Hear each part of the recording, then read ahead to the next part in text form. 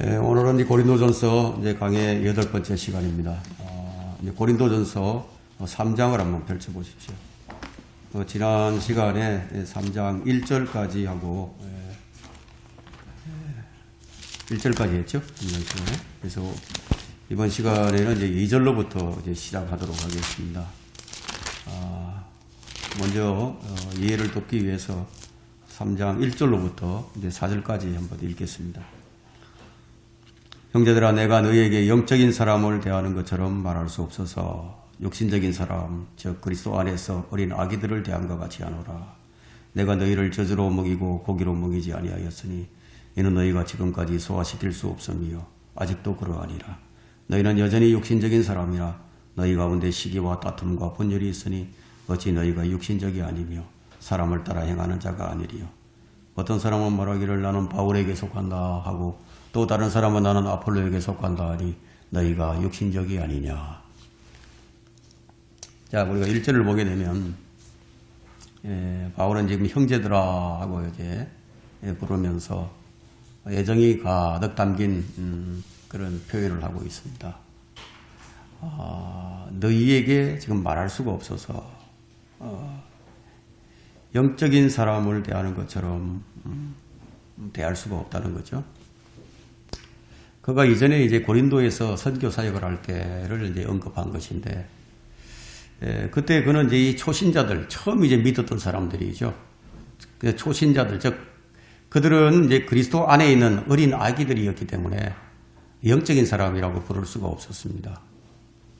그런데 이제 2절을 보게 되면 아직도 그러하니라고 하고 있죠. 아직도 그러하니라. 이렇게 말하는 것을 볼 때 그들은 전혀 성장하지 못했음을 알 수가 있습니다. 처음 구원받았을 때는 갓난아기였으니까 젖을 먹는 것은 당연하지만 이제 세월이 이제 많이 지났는데도 여전히 이제 어린 아기로 남아 있다면은 이제 그것은 참 수치스러운 일이 아닐 수가 없죠. 그래서 바울은 이제 초기 사역, 자기가 이제 처음에 사역을 했을 그 당시를 상기시키면서 그때 그는 이제 젖으로 먹이고 고기로 먹이지 않았다고 지금 말을 합니다. 바울은 이 초신자들이 감당할 수 없는 그런 질긴 고기에 속하는 그 진리의 말씀들을 주입시키지 않았다는 것이죠. 다시 한번 이 바울은 이제 과거를 회상하면서 그들의 모습을 떠올리면서 그들의 모습이 어떠했는지 제시를 하면서 문제는 지금 아직도 그러하니라. 아직도 그러하니라. 아직도 이 사람들은 이 질긴 고기를 먹을 수 없는 상태라는 겁니다. 그들이 아직 성장하지 못하고 있었기 때문에 그 성장하지 못한 것으로 인해서 교회 안에 이제 많은 문제들이 이제 발생하게 됩니다.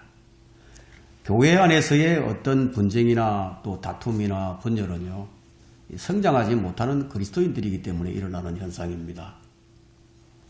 3절에서 너희는 여전히 육신적인 사람이라고 말하고 있죠. 육신적인 상태를 아주 심각하게 지금 지적을 하고 있습니다. 아주 심각하게 지적하는 이유가 뭐냐면 그들이 마땅히 성장했어야 함에도 불구하고 아직 성장하지 못하고 있었기 때문에 이 문제를 심각하게 지금 제시를 하고 있습니다. 초신자들일 경우에는 처음 믿은 사람들은 그들이 육신적인 사람이라고 말을 할 때는 비난이 되지 않는 그런 것이지만 오랫동안 신앙생활을 한 사람들에게 적용될 때는 이 비난의 뜻이 담겨 있는 거예요. 어찌하여 너희가 아직도 성장하지 못하고 있느냐, 이런 비난이 담겨 있는 거죠. 그래서 바울이 지금 여기서 말하고 있는 그 육신적인 사람과 영적인 사람을 우리가 어떻게 이해를 해야 되느냐 하는 거예요. 그 육신적인 사람과 영적인 사람은 어떻게 구분을 하죠? 그 차이에 대한 이해는요, 윤리적이고 도덕적인 측면에서 우리가 먼저 이해가 되어야 합니다.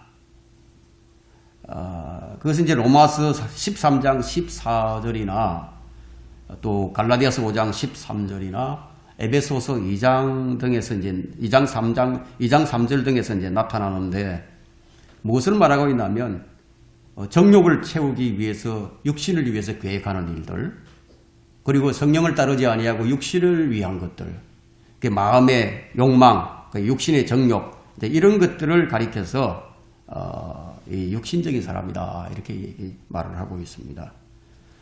그것이 어떤 형태로 이제 특징 지어지느냐 하면은 비난과 시기와 분쟁으로 이제 특징 지어지고 있음을 이제 알 수가 있습니다. 자, 이것을 가리켜서 이제 3절에서 이렇게 말을 하죠. 너희 가운데 시기와 다툼과 분열이 있으니 어찌 너희가 육신적이 아니며. 자, 이런 자들을 가리켜서 바울은 이들이 하나님을 따르는 자가 아니라 사람을 따르는 자라고 결론을 짓습니다. 참 무서운 말씀이죠. 하나님을 똑같이 섬기는데 근데 어떤 사람은 하나님을 섬기는 것이 아니고 사람을 섬기게 된다는 거예요. 자신이 육신적인 사람이라면 시기와 다툼과 분열이 아마 뒤따르고 있을 것입니다. 이것은 아무리 이제 감추려고 해도 언젠가는 이제 드러나게 됩니다. 자, 이런 자들로 인해서 이제 교회가 이제 분열이 되죠. 시기와 분쟁이라는 것은 왜 일어나죠? 자기 자신을 드러내기 위해서, 예? 자기를 강하게 드러내는 아주 좋지 못한 경쟁 의식으로 이제 나타나게 되는 겁니다. 밥존서 시니어는 이런 말을 했습니다. 그리스도인의 성장을 방해하는 최대의 장애물이 뭐냐? 성장하지 못하게 가로막는 최대의 장애물이 뭐냐? 바로 그리스도인이라고 얘기합니다. 그리스도인들이 다른 그리스도인들을 성장하지 못하게 만든다는 거예요. 그리스도인들이 다른 사람에 대해서 따뜻한 호의를 가져야 함에도 불구하고 지금 고린도 성도들은 자기 자신을 막 드러내고 있는 육신적인 성장을 가지고 계속 드러내는 거예요. 그래서 이제 바울은 이것을 가리켜서 사람을 따라 행하는 것이 아니냐 하고 이제 다그쳐서 문제 묻는 거예요. 이런 사람들이 있죠. 나는 저 사람 보기 싫어서 난 교회 못 나오겠다고. 저 사람 미워서 교회 못 나오겠다고. 이렇게 이제 말하는 사람들도 있어요. 그것은 뭐 교회를 어떻게 알기에 그런 말을 할까요? 뭐 교회 다니는 것이 무슨 동아리 모임에 다니는 것도 아닌데 이제 그렇게 말을 하는 자들이 있는 거예요. 자, 이런 자들을 가리켜서 사람을 섬기는 자들이다. 이렇게 지금 말을 합니다. 우리 4절을 아까 봤는데 4절을 보게 되면 이제 두 파벌이 나오죠. 1장에서는 이제 네 파벌이 나왔는데 여기서는 이제 두 파벌로 이제 특징 지어지는데, 자, 그가 말하고 있는 한 파벌은 바울의 이름으로, 바울 자신의 이름으로 모이는 바울파가 있고요. 다른 한 파벌은 아폴로의 이름으로 모이는 아폴로파예요. 다시 한번 이 바울은 이들에게 너희가 육신적이 아니냐 하고 이제 묻습니다. 자, 이 말씀은 성령을 따르는 자가 아니라는 거죠. 그들의 모습은 이 세상의 것들로 가득 채워진 그런 모습이에요. 그건 이미지가 그런 거예요. 이제 우리는 바울이 어떻게 그의 논쟁을 전개시키고 있는지 이제 분명히 이제 볼 수가 있게 되었습니다. 그는 1장에서 분쟁의 문제를 한번 지적한 바가 있어요. 이제 5절부터 이제 5절부터 이제 9절까지는 이 바울과 아폴로의 관계가 어떤 관계인가 이것을 지금 제시하고 있는데 5절을 한번 볼까요? 그러면 바울은 누구이며 또 아폴로는 누구냐? 주께서 모든 사람에게 주신 대로 그들에 의하여 너희가 믿게 된 일꾼들이 아니냐? 바울과 아폴로의 지금 참된 관계를 얘기하고 있죠. 참된 관계. 바울은 누구며 또는 아폴로는 누구냐. 그 뒤에 이어서 나오는 말씀이 그 질문에 대한 대답이 되는데, 아폴로와 바울, 그들은 주님께서 주신 일꾼들로서 그들을 통해서 너희가 주님을 믿게 되지 않았느냐. 다시 말해서 그들이 누구냐? 바울과 아폴로는 주의 사역자들이라는 거예요.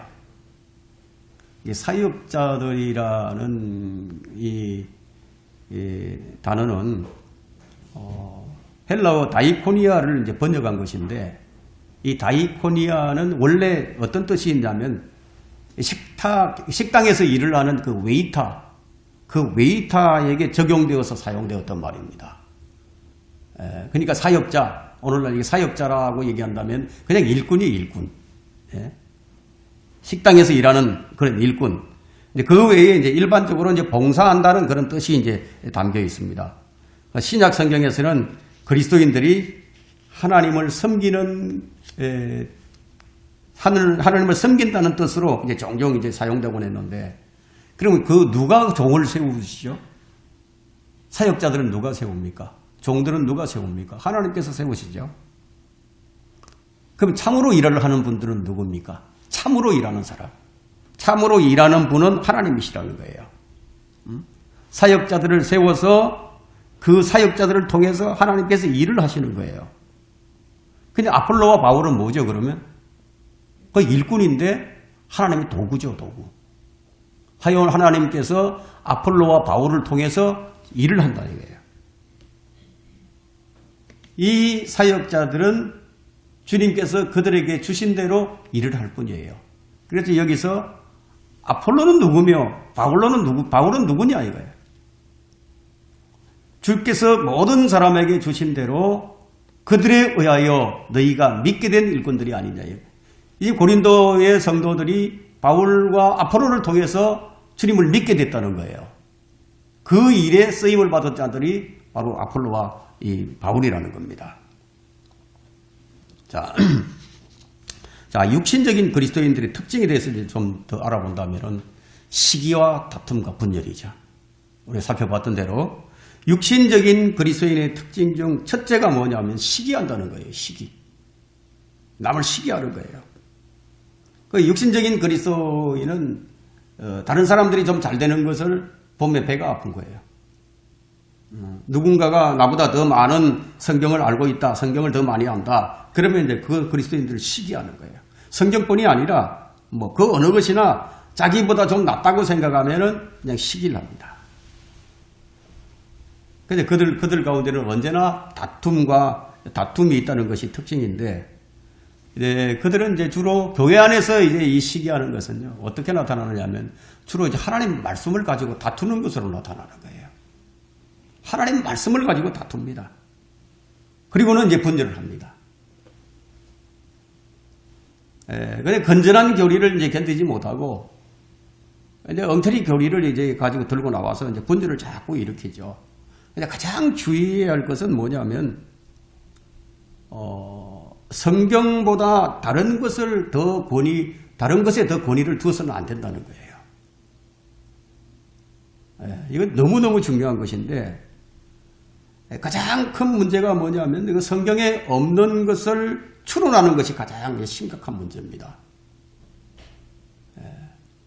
성경이 명시하지 않는데, 성경으로 입증이 안 되는데, 그런데 그것을 가지고 마치 성경이 말하는 것처럼 얘기하는 거예요. 예를 들자면은 어떤 사람이 어떤 일을 하지 않았는데 미리 그 사람이 그것을 할 것처럼 그렇게 얘기를 한다는 거죠. 없는 걸 자꾸 이제 만들어내는 거예요. 그것이 이제 가장 심각한 문제인데, 이제 그것을 교리로 만들어서 성경 교리도 아닌데 그것을 교리로 삼아서 이제 분열이 일어나고 다툼이 일어난다 이게. 그래서 야고보서 3장 16절에는 이 말씀이 있는데, 이는 시기와 다툼이 있는 곳에 혼란과 온갖 악한 일이 있기 때문이라. 근데 교회 안에서도 이제 이런 악한 일이 일어난다는 거예요. 근데 바울은 지금 이것을 좀 지적을 하고 있습니다. 그리고 육신적인 사람의 특징 중에 하나는 인간적인 친분을 내세우는 겁니다. 누가 바울에게 속했는가? 누가 밥 존스에게 속했는가?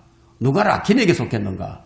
자, 이런 사람들을 두고 바울은 너희가 육신적이 아니냐 하고 지금 힐책을 합니다. 힐난을 하는 거예요. 근데도 사람들은 여전히 나는 디함 박사에게 속한다. 나는 밥 그레이에게 속한다. 나는 해리에게 속한다. 자기 마음에 드는 사람을 막 따라가는 거죠. 자, 이게 바로 육신적인 사람의 특징입니다. 바울, 아폴로, 게바, 밥 존스, 리 로버슨, 밥 그레이, 피트 러크만, 이들이 다 누구죠? 이들은 다 누구란 말이죠? 이제 5절에 보게 되면 그들이 누구냐예요. 예? 이들은 주께서 모든 사람에게 주신 대로 그들에 의하여 너희가 믿게 된 일꾼이 아니냐. 이들 모두는 하나님의 일꾼들이지 분열을 조장하는 사람들이 아니라는 거예요. 하나님의 사역자들이지 그 사람들이 분열을 조장하는 사람이 아니라는데, 이들 모두는 다 존중을 받아야 할 사람들인데, 그런데 그 일꾼들을 사람들이 파벌을 만들어서 갈라놓고 말이야 뭘 어쩌겠다는 말인지 참 한심스럽죠. 그럼 왜 이런 일들이 일어나느냐 하면 하나님을 두려워하지 않기 때문에 일어납니다. 하나님을 두려워하면 이런 일을 할 수가 없죠.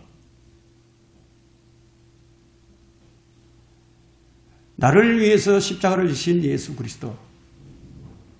히브리서 12장 2절에는 주를 깊이 생각하라고 그랬죠. 주를 깊이 생각하고 있다면 이런 일을 절대로 할 수 없습니다. 주님을 깊이 생각하지 않기 때문에 일어나는 일들이에요.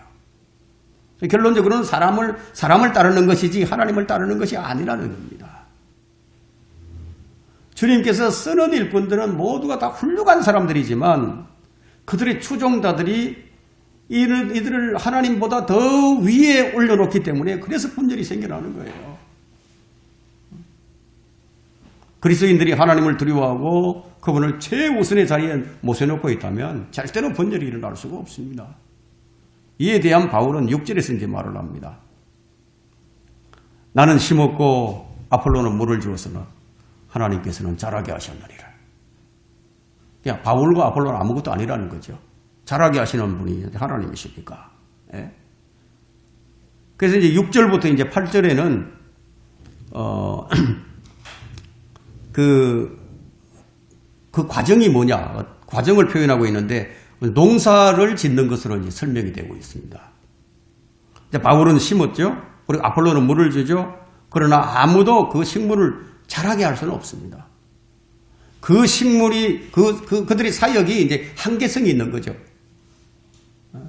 그들의 사역의 한계성을 지금 여기서 강조를 합니다. 자기는 심는 것으로 끝났고 아폴로는 물을 주는 것으로 끝났다는 거예요. 그래서 오직 자라게 하시는 분은 하나님이시라고. 자, 이 동사는 이제 미완료 동사로서 계속적인 이제 시제를 지금 뜻하고 있습니다.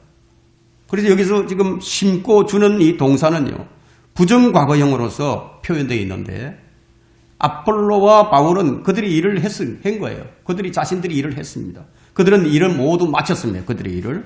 그러나 하나님의 일은 그들을 계속 자라게 하시는 지속적인 사역이에요.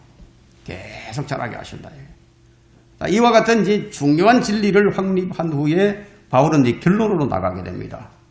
그 결론 중 하나는 심는 자도 물을 주는 자도 중요하지 않다는 결론입니다.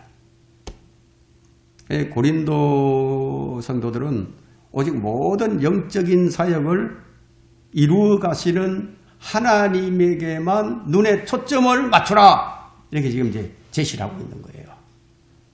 바울에게도 맞추지 말고 아폴로에게도 맞추지 말고 자라게 하시는 하나님께 눈에 초점을 맞추라. 그분이 사용하고 있는 그 비천한 도구들의 눈을 맞춰서는 안 된다는 거예요.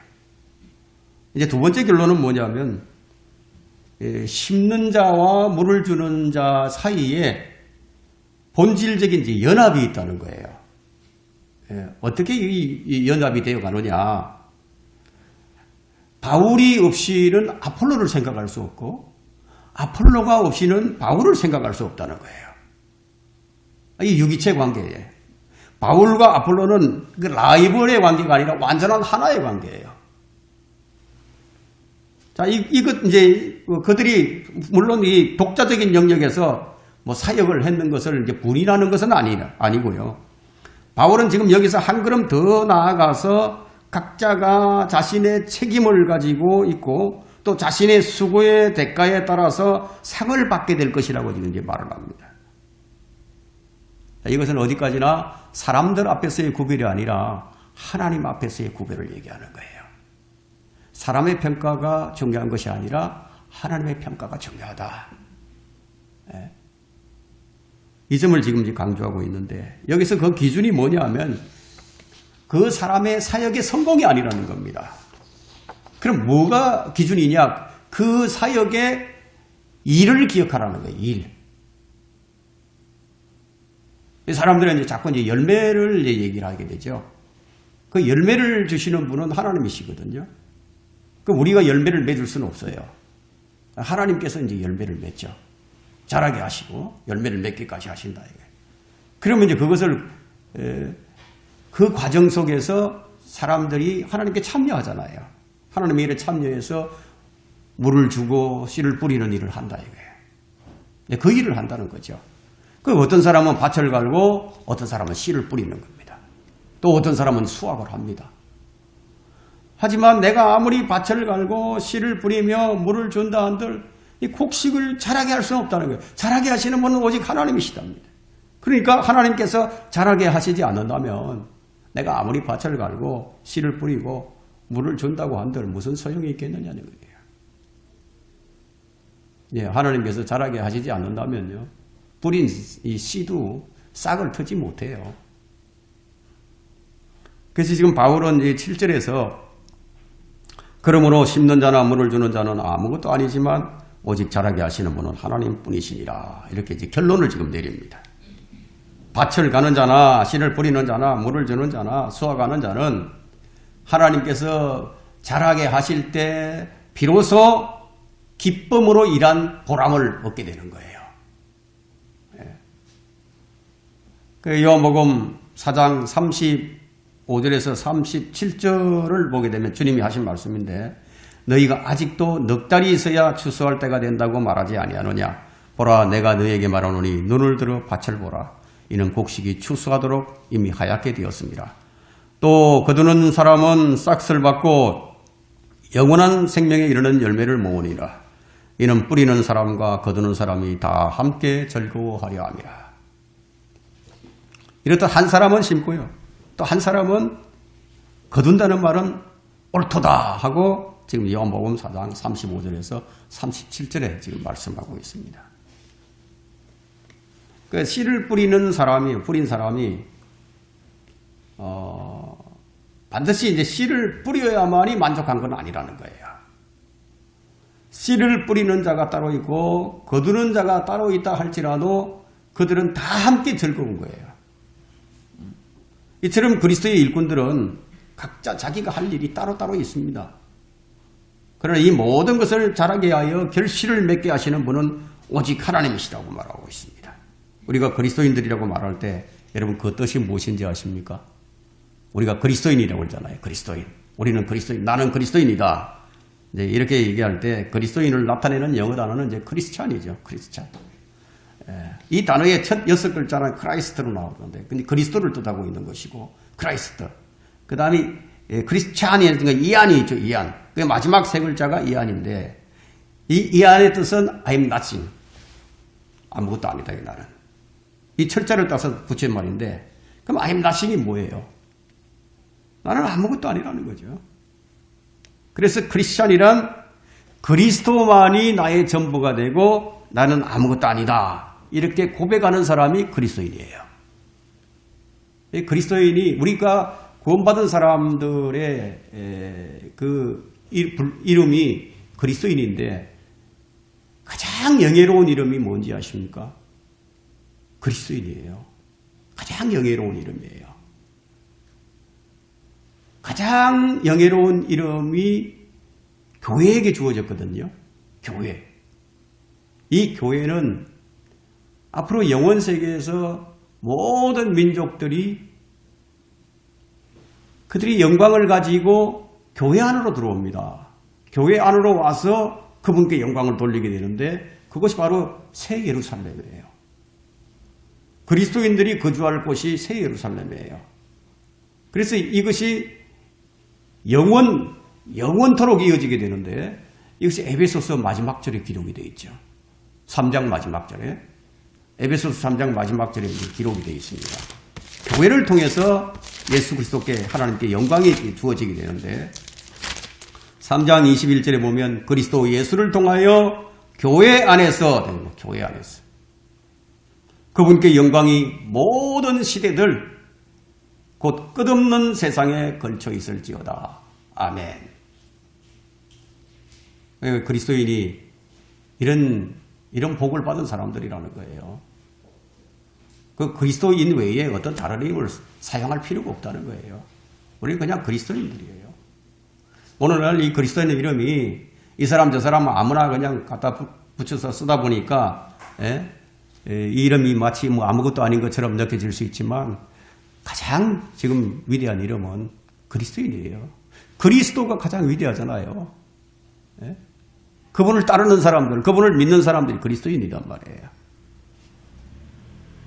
요즘 수많은 교회들이 자기 교회는 뭐 누구누구와 같이 뭐 유명한 인사들이 교회를 다닌다고. 근데 그런 사람을 이제 죽여 세워주고 자랑하기를 좋아하죠. 또 어떤 교회는 뭐 우리 교회 성도들은 아주 대단한 사람이라고 그렇게 죽여 세워주면서 자긍심을 가지게 만들죠. 경쟁심을 자꾸 부추기죠. 자, 이런 모든 것들이 아직 잘하지 못했다는 것을 아직 젖먹이 상태에 있다는 것을 그냥 나타내는 거예요. 유명인사들이나 대단한 사람들이 모여있는 교회일수록 정작 그 교회 안에서 그들 교회 안에서 예수 그리스도를 찾기가 힘들다는 것을 우리가 알아야 합니다. 반면에 우리는 아무것도 아닙니다. 나는 아무것도 아닙니다. 하고 고백하는 그리스도인들이 모인 교회는요, 하나님께서 잘하게 해주신다는 것을 우리가 알아야 합니다. 8절에 보면 이제 심는 자나 물 주는 자가 하나라고 얘기하고 있죠. 왜 그래 하나냐? 그리스도의 몸이 하나죠. 그리스도의 몸이 두 개가 될 수가 없죠. 그리스도의 몸이 분열이 될 수가 없죠. 그래서 심는 자나 물을 주는 자는 다 같이 한 몸 안에서 하나님의 말씀으로 성장해 갈 뿐만 아니라 하나님의 말씀에 따라 각자가 맡고 있는 그 고유의 기능, 그리고 또 임무를 수행해 나가게 됩니다. 예수 그리스도께서 십자가에 달리시기 직전에 하나님께 이렇게 기도를 했습니다. 요한복음 17장 21절에 기도하시기를 이는 그들 모두 하나 되게 함이오니 아버지시여 아버지께서 내 안에 계시고 내가 아버지 안에 있는 것 같이 그들도 우리 안에서 하나가 되게 하여서 세상으로 하여금 아버지께서 나를 보내신 것을 믿게 하여 주옵소서. 자, 우리 교회가 그리스도의 몸을 이루고 있는데 자꾸 분열을 하게 되면은 이 세상 사람들이 어떻게 생각을 하겠습니까? 하나님 믿으려고 하겠어요? 믿으려 하지 않는다는 얘기예요. 하나가 되는 모습을 보여줘야 되거든요. 주님께서 요한복음 17장 21절에서 이것을 위해서 기도하셨잖아요. 우리는 모두 함께 일하는 일꾼들이에요. 이 일꾼들은 각자 개성이 다르고 다 달라요. 능력도 달라요. 각자 서로 다른 환경과 여건에 놓여 있지만 그러나 모두가 한 가지 복음을 가졌죠. 동일한 예수 그리스도를 믿고 있죠. 하나라는 거예요. 중요한 것은 이 일꾼들이 어떤 일을 하느냐, 어떤 말씀을 전파하느냐, 그것이 중요한 것이지 그 일꾼이 누구냐 이건 아니라는 거예요. 그 일꾼이 누구냐 이게 중요한 게 아니라는 얘기예요. 그리스도인들은 하나님께 완전히 점령을 당했죠. 하나님께 점령을 당한 거예요. 근데 하나님께 온전하게 이제 붙잡힌 바 되어 있는 거예요. 그래서 쓰임받는 그 순간부터 모든 그리스도인은 하나님의 일꾼된 도구로 변해버리기 때문에 도구다 이거예요. 낫은 이제 제가 자주 사용하는 표현이 낫을 가지고 얘기하고 낫을 자주 사용하는 비유적으로 많이 하는데요. 자, 우리는 낫과 같은 날이 서 있는 낫과 같아요. 우리는 일꾼이단 말이에요. 도구예요, 도구. 그러면 이 도구가 누구의 손에 들려지느냐에 따라서 그 결과가 아주 다르게 나타납니다.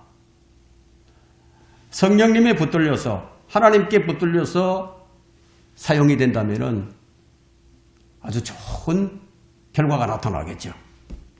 그런데 하나님께 붙들리지 않고 자기가 나서서 해버리게 되면 어떻게 되겠습니까? 뭐 이 사람 저 사람 아무거나 다 해버리죠. 난리가 나는 거예요. 예, 우리는 도구래요. 아무것도 아니라 이게 도구예요. 우리는 도구가 잘 쓰일 수 있도록 자꾸 갈아야 되죠. 갈아서 날이 서 있도록 만들어야죠. 그러니까 주님께서 쓰실 수 있도록 우리가 준비를 해야 되는 거죠. 그럼 주님이 쓰신다 이거예요. 주님이 안 쓰시면 소용없는 거죠. 예? 그 사람이 이전에 어떤 사람이었느냐 이거 중요하지 않아요. 하나님께서 그 도구를 사용하셔서 과연 어떤 일을 하고 계신가 이것이 중요하다는 거예요. 자, 이것을 깨닫기만 한다면 일꾼들 사이에서 분열과 분파가 있을 수가 없습니다. 8절에 각 사람은 자기 수고에 따라 자기 상을 받을 것이라고 했죠. 자기 상을 받는다는 거예요. 여러분들이 이제 이 구절을 이제 밑줄을 딱 쳐놓고 기회가 있을 때마다 여러분들이 이제 암송을 하고 있어야 합니다. 이 구절을 적어서 뭐 안방에다 걸어두거나 아니면 거실이나 주방, 뭐 화장실에도 붙여놓아가지고 이제 수시로 이것을 보고 아, 그렇지. 응? 각 사람은 자기 수고에 따라 자기 상을 받는 것이구나.